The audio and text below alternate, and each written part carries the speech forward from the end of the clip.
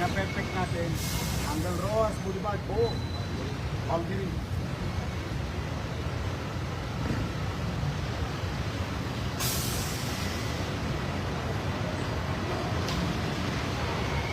Tawagin mo lahat ng tao mo ha.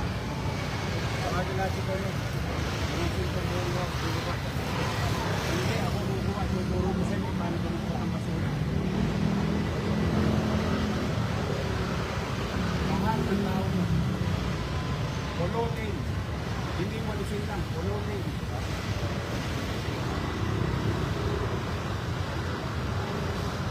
Wala kang tao ilagay dito sa Ross Boulevard. Ito na natin.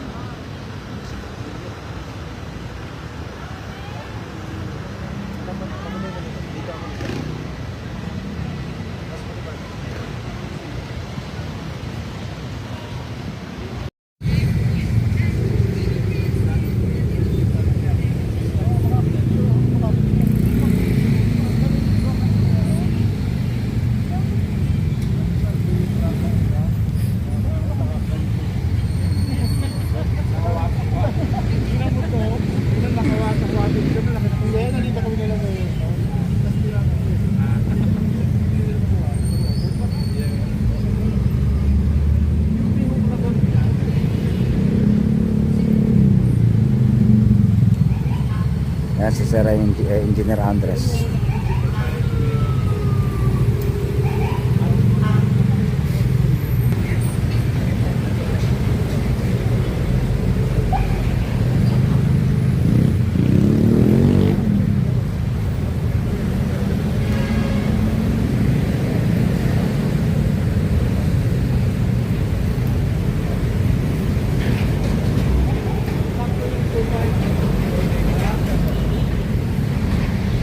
So yun mga babayan, at alamin natin yung final na pinag-usapan para sa espasyo ng ating mga kawayan na to. Yan, si Engineer.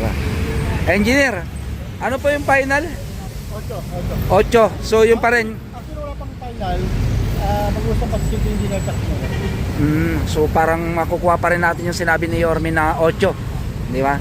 Ayun mga babayan, at 8 pa din. So yung kanina ay bali testing lang yun. Yan, pero nakakuha tayo ng idea. Interval mga babayan. So as is 8 pa din, 8. At aabot ng 2,000 mahigit 2,500. Okay? And that's it mga kababayan. At ating babalikan po ito after na matanggalan na po ng plastic, ma-final at tabunan na para dun sa final na balita natin sa lugar na to. Bye-bye and God bless.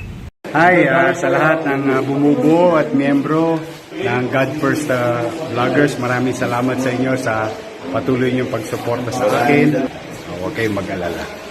Ingat, God First. Yeah, my love, shout out everyone. Welcome sa KTV Pilipinas again. Day 2 po tayo mga kababayan ng update. Dito yan sa Kawayan Garden sa lungsod na Maynila sa pangunguna ni Yorme Isko. Kahapon nandito tayo mga kababayan, inabot natin ang pagbababa ng mga binihin na to. Titingnan natin yung layout kung ano nga ba yung outcome nung maghapon, hindi naman totally maghapon, yung starting ng pag-layout nila sa Chinese bamboo na to. Dito yan mga kababayan ko sa may Roas Boulevard. Ayan o, nandyan yung ating mga motorista northbound katapat ng US Embassy at ng Bayview Park Hotel mga kababayan. Itong Service Road Island, ayan ay tatry po tayo na pagtatanim ng bamboo, Chinese bamboo mga kababayan ko. Dito yan, kaya pag ito ay umepekto or nag-take effect na maganda pala yung kinalabasan, ika nga ni Yorme Isko mga kababayan ko, ay gagawin hanggang sa boundary ng Manila at ng Pasay, mula Calao hanggang dun sa may Vito Cruz mga kababayan ko. Tingnan natin yung itinanim nila kung ano nga ba talaga yung plano. So eto, sa part na to, ito yung mga binhi na itatanim pa, no? May mga ano pa mga kababayan, no? May mga balot pang itim, ayan, malago pag dikit-dikit. Yan, no? Tingnan natin kung paano nila ipopwesto ito. Okay, so ongoing po ito. Time check natin, masyadong maaga para 7. Wala pa yung office hour ng manggagawa ng ating lungsod ng Maynila, kaya wala pa tayo nakikita dito ng mga empleyado ng engineering at ng PDO. Likewise, kasi kinukuha ng PDO yung mga natitirang halaman at ililipat sa mga bakanteng area, mga kababayan ko. So yan yung bini na nagkumpul-kumpul, pero ito naman yung kung saan ay naka-layout na itong mga sample dito, mga kababayan. Kung papansin natin, hindi pa yan natatanggalan ng plastic kasi nga testing or layout pa lang yan, mga kapatid, hindi pa yan final. At kung mapapansin natin, yun, dikit-dikit, ganito pala magiging mangyari niyan, dikit-dikit, interval. Yan, interval siya, ganito nakataas, yan, yan, hanggang dyan yung mga dahon ng itinanim ng Chinese bamboo dito, mga kababayan ko. Ayan ang ating balita ngayon dito. Ganyan pala siya.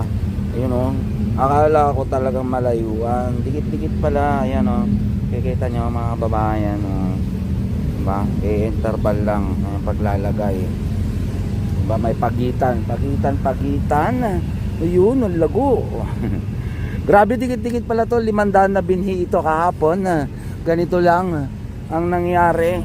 Kala ko malalagyan na yung bandang gitna, hindi pa pala, dito lang pala yan sa gilid. Yan, diba, nasa gilid pa lamang, mga kababayan ko, ang nalalagyan, papunta dun. Yun, meron din dun. Okay, kung dito 2 layer, sa kabila kaya ilan? Okay, so ganun. Siksikan dito. Grabe. Wala na, hindi na malulusutan ng tao to. Siksikan pa na, mga babayan ko. Grabe, sukal, ganyan. Kung ganito yung pwesto, wala, nagsiksika na. Bakod na bakod ang datingan, mga kababayan. Grabe. Tingnan nga natin. Yan ang ating Chinese bamboo garden. Wall. Naging na siya. Ang tawag niyan, mga kababayan ko, yung parang ang ganda tingnan, nasabay may ilaw, mga kababayan, kasi lalagyan ni Yorme, o kaya palalagyan ni Yorme ng ilaw, pataas daw, hindi umano yung ilaw. So imagine natin na hanggang dun sa gitna at dun sa kabilang parte ay malalagyan na ng Chinese bamboo. Ayos, mga kababayan. Tuloy-tuloy tayo, mga kababayan. Silipin natin dito. Ayan, mga kababayan ko, ang outcome. Ito na kaya yung final.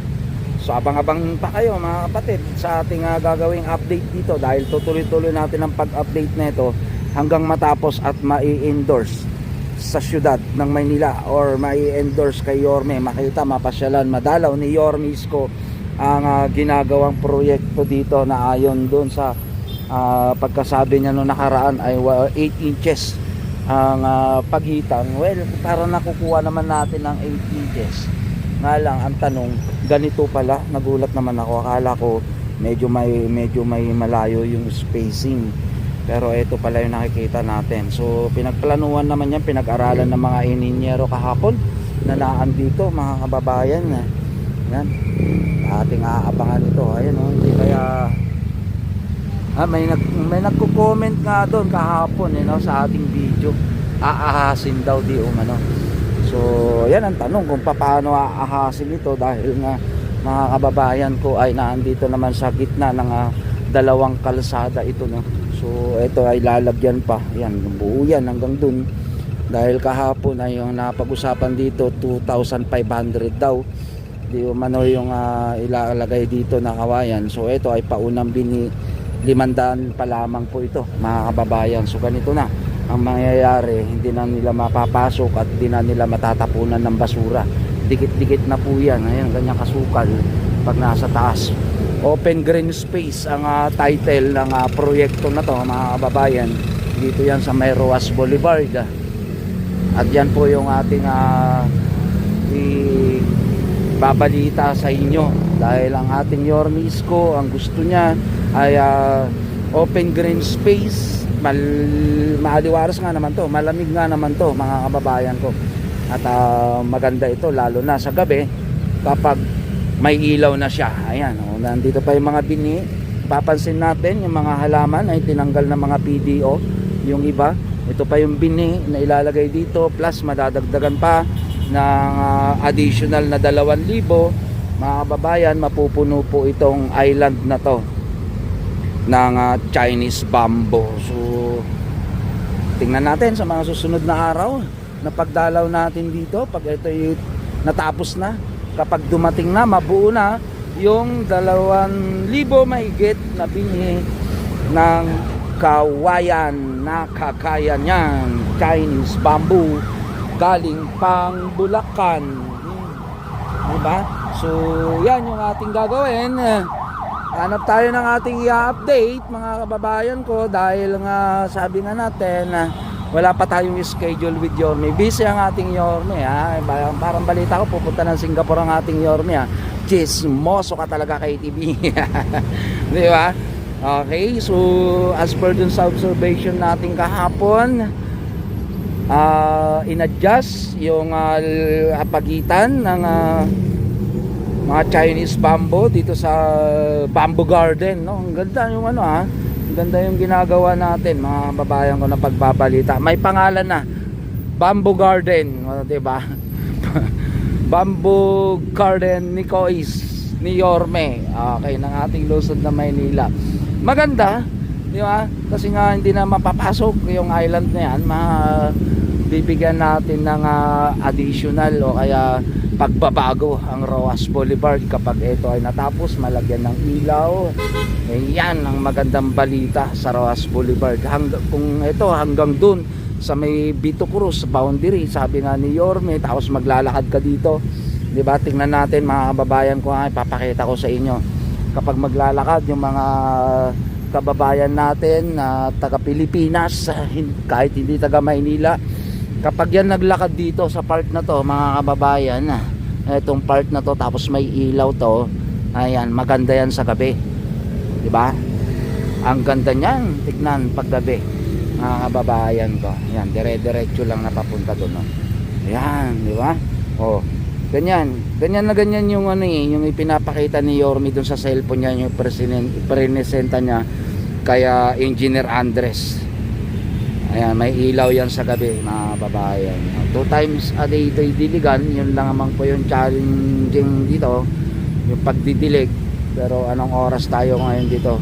Ngayong umaga. Time check mo kay TV. Yan, ngayong umaga ay alas 7:05 mga kababayan ko ng umaga. Nandito tayo nag-a-update para sa Chinese Garden na proyekto dito, testing project dito yan sa may Rojas Boulevard. Okay, so that's it mga kapatid. Bye-bye and God bless. Abang kayo sa mga susunod na vlog natin dito. Ayan ang sukal hindi nakasya. Yun, pwedeng itlogan ng mga mga migratory bird. Ayan di ba? Dadapon na lang siya diyan, ayusin na ng konti yung yung dahon, pwede na siyang mangitlog, di ba? Yan na, hindi na tayo makasilip diyan. Okay? God bless everyone. I love you all guys. May bayad ba subscription? Wala, di ba? Click the button, subscribe, then click all.